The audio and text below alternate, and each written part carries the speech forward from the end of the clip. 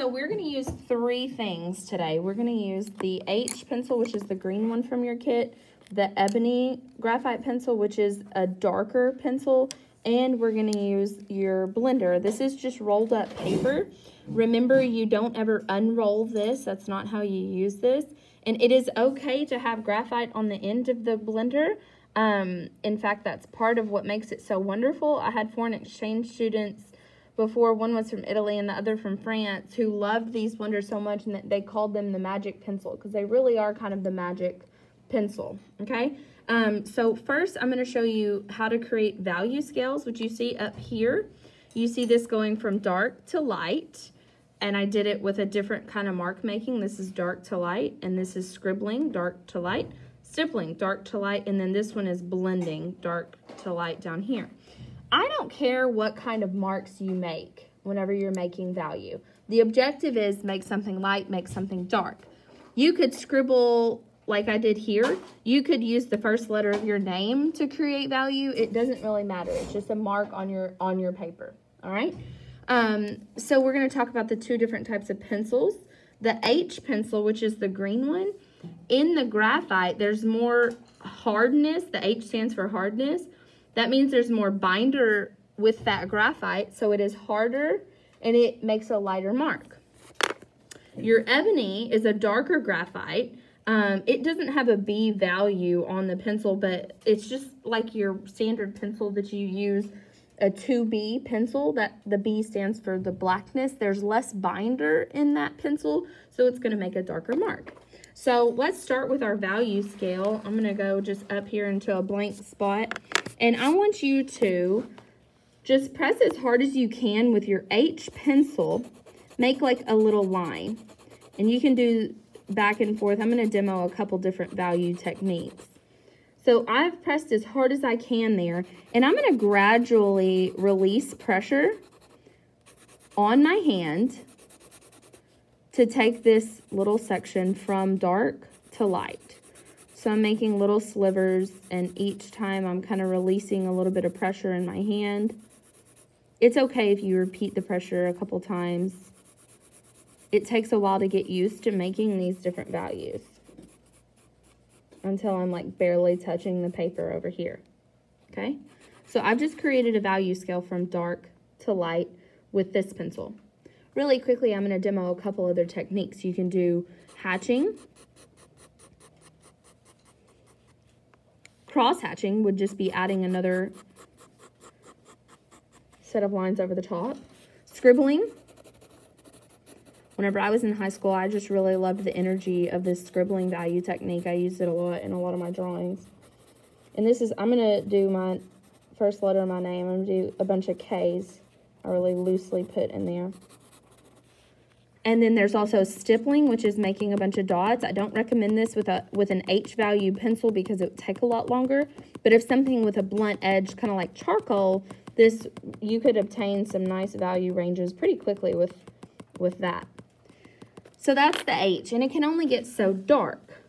I'm going to go over here to my top one, and I'm just going to press, I'm going to extend this value range out toward the left, and you can see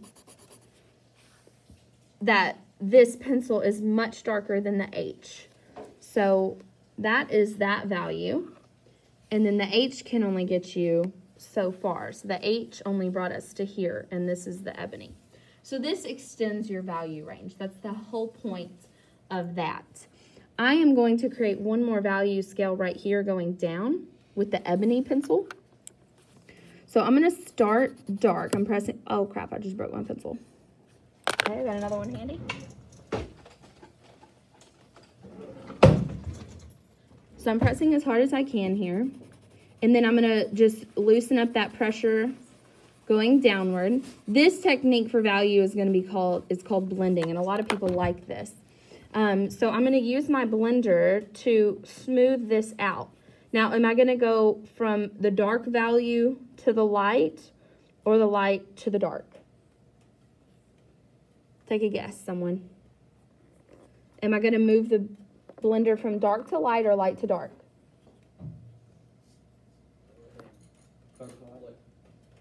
We've got opposing opinions. if I move from dark to light, I'm going to drag that graphite into those lighter values. So for that reason, I'm going to start in the light area and work my way up. If I had gone the other way, then I would have just made dark values everywhere. Now you're loaded up with all this graphite on your pencil or on your blender, and this is where I'm about to demo how you can utilize this graphite. You don't have to always get rid of it. Let's have a sphere like really quick. We don't have a whole lot of time, but I want to basically start with the letter C. I'm going to first identify my light source. I'm going to pretend like this little star right here, this is my light. It's going to be shining downward on my sphere. I'm going to draw a C with the scoopy open part of the C is like facing the star. And I'm going to use my magic blender to do this. So you see I have a C that's kind of facing that star. There we go. Now, there's going to be a circle that's like completely the white of the paper. I'm going to draw a smaller C up close to that light. Between the two C's, I'm going to use my magic pencil, my blender, to create a light value to make it a circle. So you already have a really nice range of light values. So whenever I go to intensify the dimension of this sphere, I only have to add the darker values. I think this could stand on mine. I'm kind of intensifying it so you can see it a little bit better on the screen, but I would kind of blend that out a little bit too. It's a little harsh, that C. Now let's take our blender, or I'm sorry, our ebony pencil.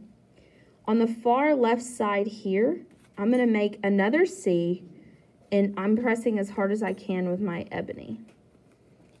Now, I have a pretty good circle here, but if you don't yet, what you could do is you could, what I call finding a line.